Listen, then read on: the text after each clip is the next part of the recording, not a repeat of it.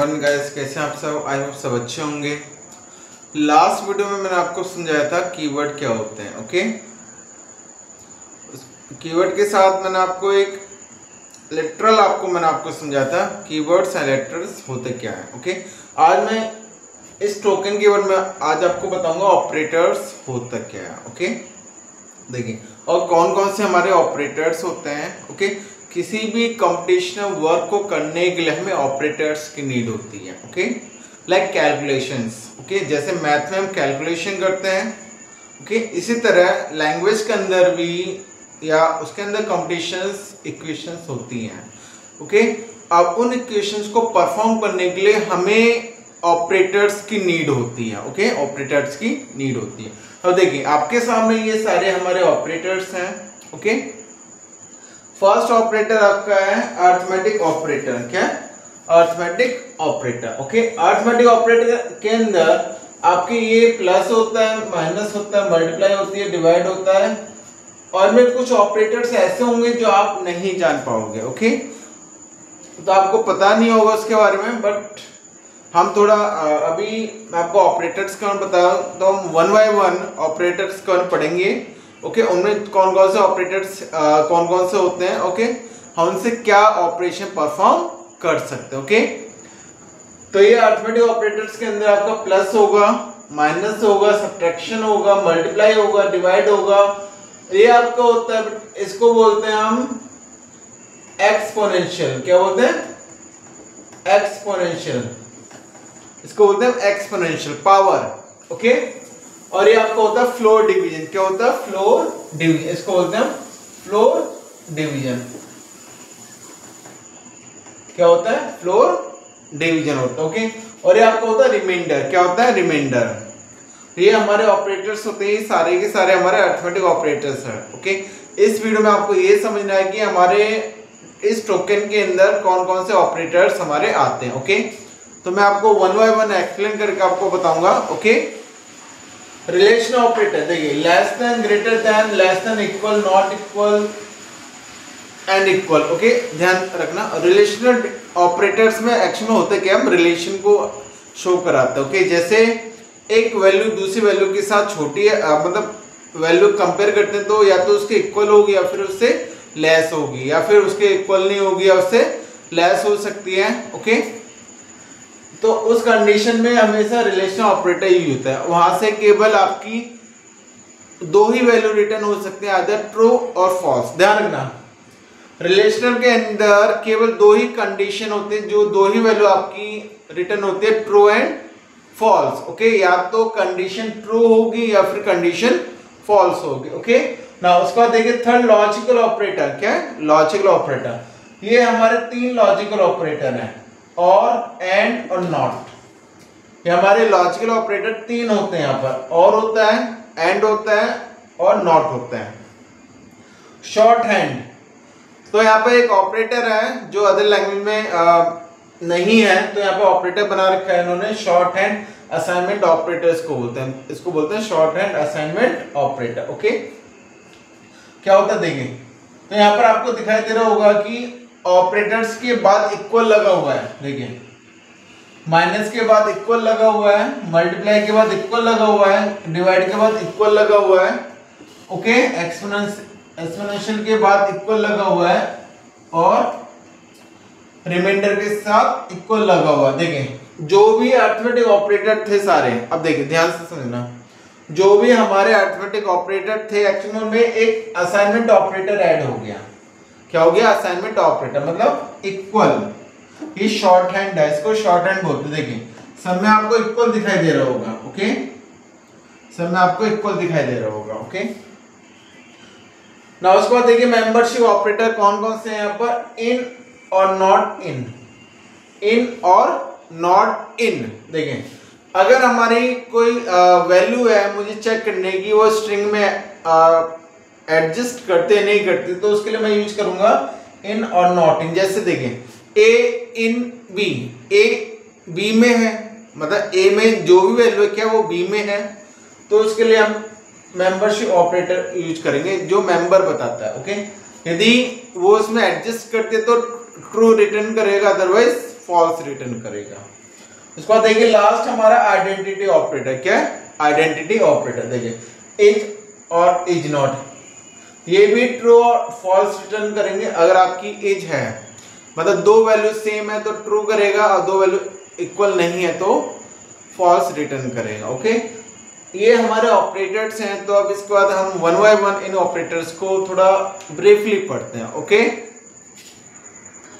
तो हमारे सामने अरिथमेटिक ऑपरेटर। ओके, अब देखिए ध्यान से समझना, ये प्लस आई थिंक जैसे मान लेते a बराबर 9 और b इक्वल 10 है, तो z equal a plus b, तो z के पास जो भी रिजल्ट आएगा वो इन दोनों को ऐड करके आएगा। ओके, तो यहाँ पर ऑपरेटर यूज किया गया प्लस। ओके, आई थिंक इसमें तो कोई प्रॉब्लम नहीं होनी चाहिए, क्योंकि ये हमारा नॉर्मली हम एडिशन करते हैं। ओके, सब्ट्रैक्शन आपको सब हर बच्चे को पता होगा, मल्टीप्लिकेशन का भी पता होगा, ओके, डिवाइड का भी पता होगा। ओके, तो ये जो हमारे तीन ऑपरेटर्स हैं, इनके बारे में आपको बताता हूँ इनका काम क्या होता है। ओके, ये जो हमारे तीन ऑपरेटर्स हैं, हर इन तीनों ऑपरेटर्स का अपना एक वर्क होता है।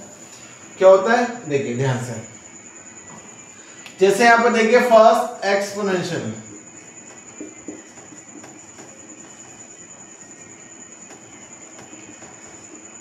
एक्सपोनेंशियल। ओके, ध्यान देना, जैसे आपने देखा होगा मैथ में x की पावर 5 लिखी होती है।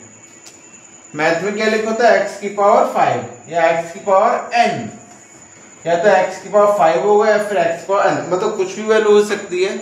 अगर कोई आपको पावर में लेकर आनी है, ध्यान से समझना, अगर कोई वैल्यू आपको पावर में लेकर आनी है, जैसे मान लेते हैं a बराबर 9 है और b इक्वल 10 है, b इक्वल 10 है, तो मुझे करना है क्या? मुझे करना है 10 की पावर 9। क्या करना है? 10 की पावर 9 करना है मुझको। ओके, 10 की पावर 9 करना है। तो क्या करेंगे हम यहाँ पर, ये जो वैल्यू है तो हम यूज करेंगे a एक्सपोनेंशियल b, सॉरी मुझे 10 की पावर 9 लेके आना है तो b एक्सपोनेंशियल a, तो मुझे करना होगा b एक्सपोनेंशियल a। तो इससे क्या होगा? इसका मतलब है b की पावर a, इसका मतलब है b की पावर a, दोनों इक्वल हैं। दोनों क्या है? इक्वल। जैसे z equal b multiply multiply a, तो इसका मतलब ये होता है, इसका मतलब होता है कि b की पावर a, b की पावर a। ओके, ये जो आपका ये रिमाइंडर को शो करता है, क्या करता है? रिमाइंडर को शो। तो रिमाइंडर क्या होता है? आई थिंक सब बच्चों के पास मैथ होगी, कुछ बच्चों के पास मैथ नहीं होगी, तो नॉर्मली 10 तक सब मैथ पढ़ते हैं। ओके, अब ध्यान से समझना, जैसे मेरे पास a इक्वल 9 आ रहा है और b इक्वल 2 आ रहा है। अगर मैं z equal a divide by b करता हूं, देखिए ध्यान से, z equal a divide by b, यानी 9 को डिवाइड करते हैं हम 2 से, 2 4 जा 8, 1 आ गया, तो ये रिमाइंडर आ गया। क्या आ गया? रिमाइंडर। क्या आ गया? रिमाइंडर। अगर मुझे इस वैल्यू को रिटेन करना है, इस वैल्यू को मुझे होल्ड करना है, देखें, या तो इस वैल्यू को होल्ड करिए या फिर इस वैल्यू को होल्ड करिए, मुझे इस वैल्यू को होल्ड करना है। क्या करना है? इस वैल्यू को होल्ड करना है। तो मैं क्या यूज करूंगा यहाँ पर? मैं यूज करूंगा मोड, यानी a मोड बाई b। देखें ये क्या करता है? ये रिमाइंडर को शो करेगा। क्या करेगा? रिमाइंडर को शो। तो z के पास जो रिजल्ट आएगा वो 1 आएगा। क्या आएगा? 1। अगर मुझे रिमाइंडर को गेट करना है तो मैं कौन सा ऑपरेटर यूज करूंगा? परसेंटाइल। ओके, या मॉड्यूलस, इसको मॉड्यूलस भी बोलते हैं, नॉर्मली हम मोड बोलते हैं। ओके, ये मॉड्यूलस भी होता है। तो ये थर्ड वाला है। अब देखिए इसके बाद देखिए ये डबल स्लैश लग, इसको बोलते हैं फ्लोर डिवीजन। क्या बोलते हैं? Floor division. ओके, अब इस फ्लोर डिवीजन का काम क्या होगा? देखिए ये जो फ्लोर डिवीजन है, इस फ्लोर डिवीजन का काम क्या होता है? देखिए यदि मैं आपसे कहता हूं कि 9 को 2 से डिवाइड करो 2 से, तो 2 4 जा 8, 1 आया, पॉइंट लाके 0, 2 5 जा 10, 0 आ गया, तो कितना है हमारा? 4.5। कितना आ गया? 4.5। अगर मैं सिंपल डिवाइड करता हूं तो हमारा आंसर आता है 4.5। बट अगर मैंने यहाँ पर फ्लोर डिवीजन यूज करा है, ध्यान से समझना, अगर मैंने यहाँ पर ये भी डिवाइड करेगा, बट ये करेगा क्या? तो ये करेगा क्या? ये जो पॉइंट के बाद जो वैल्यू है देखें पॉइंट के बाद जो वैल्यू है उसको इग्नोर करेगा, हमेशा इंटीजर वैल्यू रिटर्न करता है। क्या करता है? Integer value. क्या रिटर्न करेगा? केवल इंटीजर वैल्यू।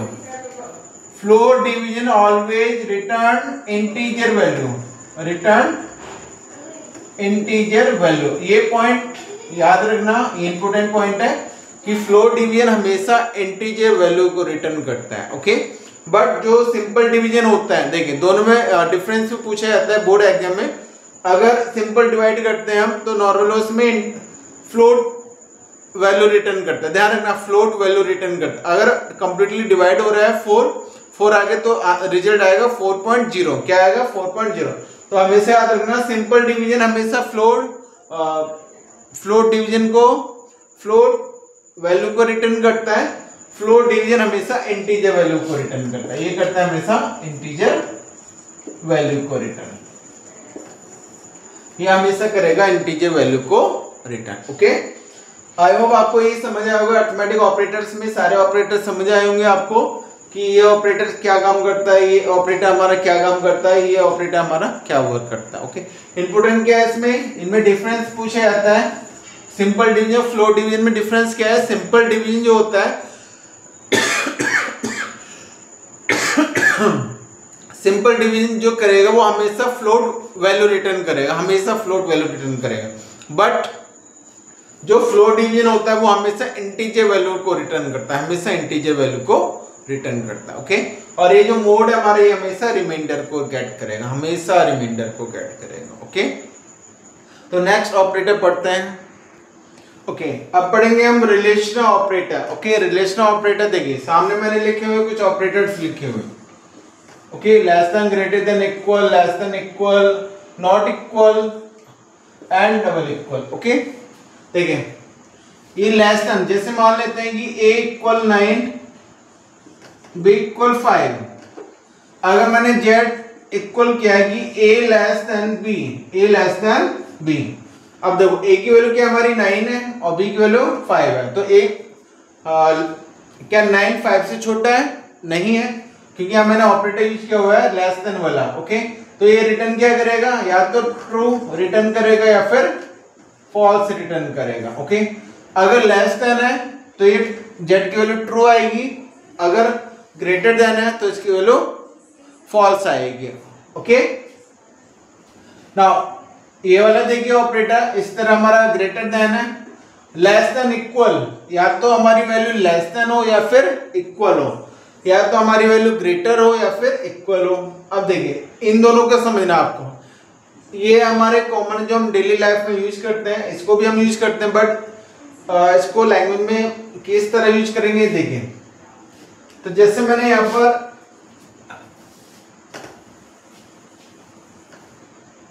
नॉट इक्वल, देखिए यहाँ पे सिंबल है नॉट इक्वल। इस नॉट इक्वल को हम ऐसे लिखते हैं कि a equal 9, b equal 5, z equal a not equal b। Obviously बात है कि z के पास क्या रिजल्ट आएगा? ट्रू। क्या रिजल्ट आएगा? ट्रू, क्योंकि देखो ध्यान से a not equal b, a not equal b, तो ये क्या a b के इक्वल नहीं है? अगर नहीं है तो ट्रू रिटर्न करेगा, अगर इक्वल है तो आपका फॉल्स रिटर्न करेगा। ओके, ना इसको हम दूसरा सिंबल हमारा ये होता है नॉट इक्वल को डिफाइन करने का, ये वही सिंबल होता है हमारा। ओके, अब यहाँ पर इस तरह यूज कर सकते हो z इक्वल a, आप ऐसे भी इसको यूज कर सकते हो। ओके, नॉट इक्वल ऑपरेटर को। ओके, और ये जो डबल इक्वल ये होता है कंपेयर करने के लिए, दो वैल्यू को आपस में चेक करने के लिए कि क्या दोनों वैल्यू इक्वल है। ओनली इक्वल को चेक करने के लिए, किसके लिए होता है? इक्वल को चेक करने के लिए। जैसे मैंने किया यहाँ पर a इक्वल 10, b इक्वल 9, क्या a डबल इक्वल b? अब देखिए ध्यान से, ये जो इसको कंपैरिजन ऑपरेटर भी बोला जाता है। कंपैरिजन ऑपरेटर क्या बोलते हैं?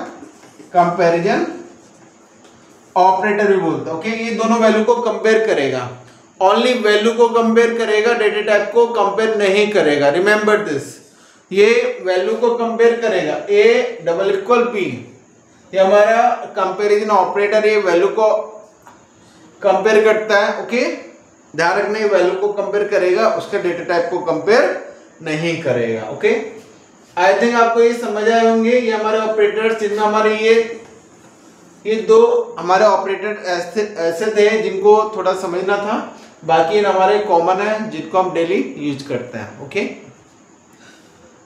आई होप आपको ये ऑपरेटर समझ आए होंगे। तो बाकी जो ऑपरेटर्स हैं मैं आपको नेक्स्ट वीडियो में आपको बताऊंगा। ओके, तो इन ऑपरेटर्स को ध्यान से पढ़ना है और प्रैक्टिकली मैं आपको करके दिखाऊंगा कैसे हमारे ऑपरेटर्स यूज होते हैं। Okay, thank you.